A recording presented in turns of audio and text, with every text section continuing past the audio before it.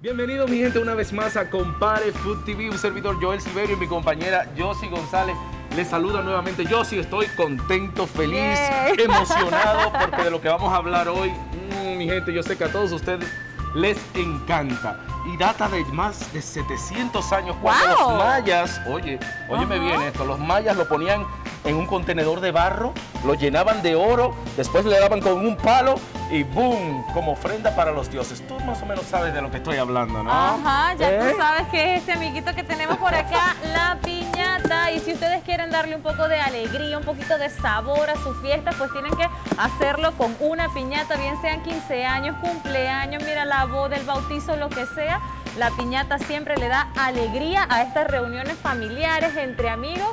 Y pues acá en Compare Foods hay gran variedades y estilos y colores y formas para que ustedes las pasen bien en sus fiestas. Y lo chévere es que no solamente tenemos la piñata, también tenemos todos los dulces de diferentes países.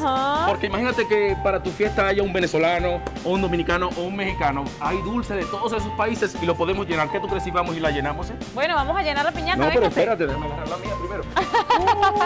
Uy, let's go. Vámonos.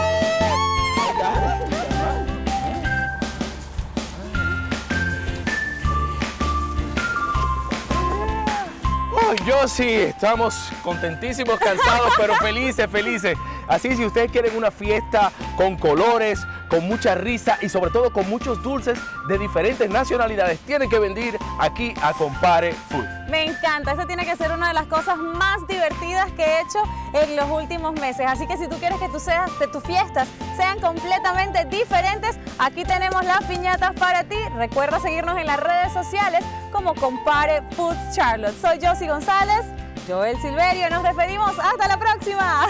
¿Me la prestas? ¿Me la prestas? No, yo la quiero para mí. No.